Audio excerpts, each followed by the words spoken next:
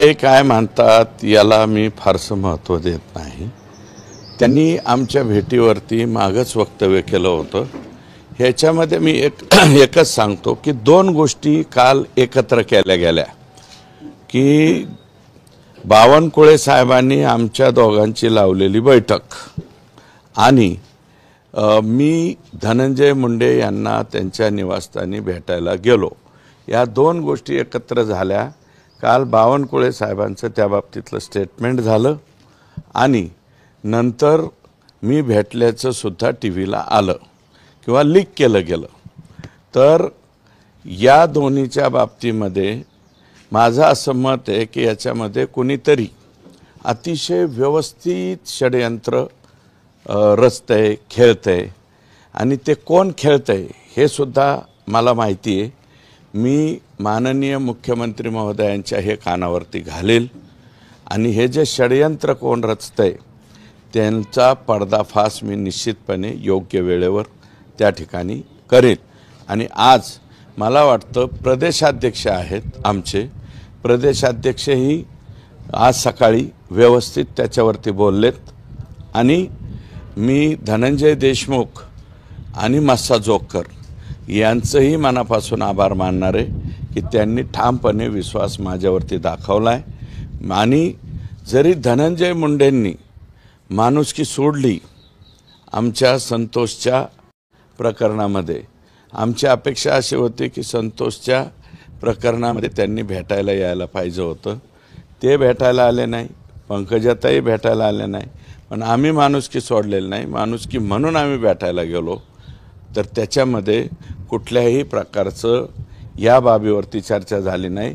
आणि बावनकुळे साहेबांनी सांगितलं ना की सुरेश धस जरी त्या दिवशी भेटले 25 दिवसापूर्वी भेटलो तरी मी माझ्या भूमिकेवर ठाम आहे आणि संतोष देशमुखच्या बाबतीतल्या भूमिकेवरती मी कालही ठाम होतो, आजही ठाम आहे, उद्याही ठाम होईल। आणि याच्यातल्या सर्व कायदेशीर बाबी आणि याच्यावरती मी स्वतः काम करतोय। कुठं पत्र द्यायचं, कुठं लेखी बोलायचं, फक्त टीव्हीवरती बोलत नाही, मी कायदेशीर सुद्धा सगळ्या बाबींचा त्याच्यामध्ये विचार करतोय। आणि हे जे सगळं षडयंत्र चाललंय ते फक्त संतोष देशमुखच्या प्रकरणावरून डायव्हर्सिफिकेशन करण्याचा कोणाचा तरी डाव आहे। तर तो डायव्हर्सिफिकेशनचा डाव मी निश्चितपणे हाणून पाडेल, मी तो तिथेच ठेवील। माझा फोकस हा संतोष देशमुख, महादेव मुंडे ह्या दोघांच्या बाबतीत सारखाच राहील।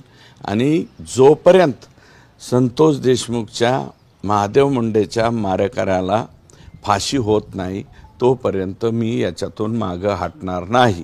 एक दिवसाच्या ट्विस्ट बातमीमुळं जर काही झालं असेल तर ते उद्या परवा आता दुरुस्त होईल असं मला त्या ठिकाणी वाटतं। आणि मी ज्या दिवशी धनंजय मुंडेंना रात्री भेटलो त्या दिवशी सायंकाळी, त्याच्यानंतर दुसऱ्या दिवशी मी 73 कोटीचं त्यांचं बोगस प्रकरण जे आहे त्याचं पत्र दिलं अजितदादांना। आणि त्यांच्या कालावधीत जो काही घोटाळा अंजलीताई यांनीच दमानी यांनीच काढला त्याचे पूर्ण डॉक्युमेंट मी काल म्हणजे काल नाही परवा येताना घेऊन आलो। माझ्या स्वतःच्या मेहुण्याच्या मुलाचं लग्न होतं, त्या लग्नाला सुद्धा मी येऊ शकलो नाही मी, कारण ते डॉक्युमेंट घेण्यामध्ये बिझी होतो। ते डॉक्युमेंट घेतलेत, जवळपास 4,500 पानी अहवाल माझ्या हाती आलाय, त्याच्यावरती नीटनाटका अभ्यास करतो आणि त्याच्यावरती बोलतो। कुठेतरी संजय राऊत देखील टीका करताय की वाल्मिक कराड, धनंजय मुंडे आणि सुरेश एकच आहेत। मला पहिल्यापासून सांगत होते हे बघा, संजय राऊत हे इंटरनॅशनल स्पोक्समन आहे। एवढ्या मोठ्या माणसाबद्दल मी बोलणं मला वाटतं उचित होईल असं मला काही वाटत नाही। हां, म्हणून जरंगे देखील म्हणतात की सुरेश धस हे मॅनेज झालेत, एखाद्या माणसाही अंगात इतका वेगळेपणा असू शकतो। हे बघा, मनोज दादा हे आमचं दैवत आहे।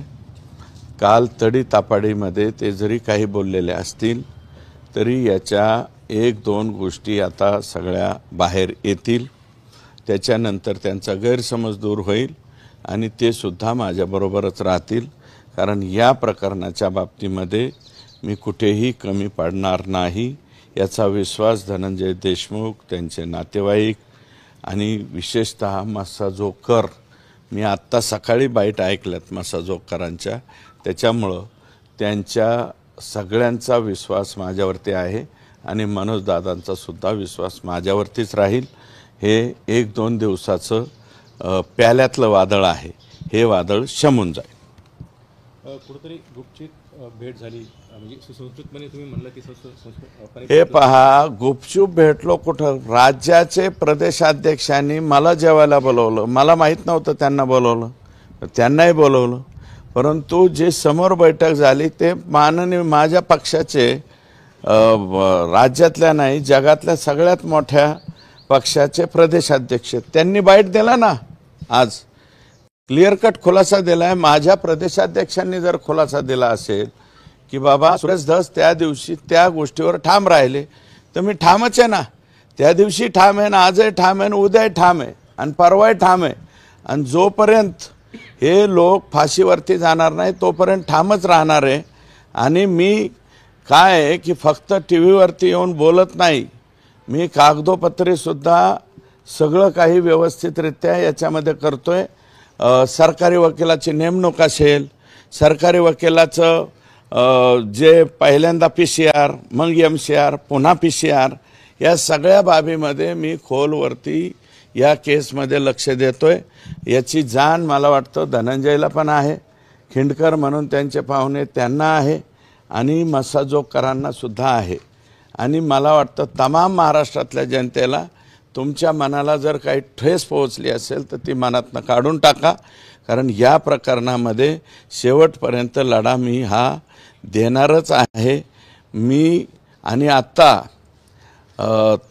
मी फार बारीक लक्ष देतो. अजय राख यांची सरकारी वकील पदावरून त्यांना बाजूला करण्यात यावं असं सुद्धा पत्र मी जे आहे ते काल परवा मुख्यमंत्र्यांना त्या ठिकाणी दिलंय.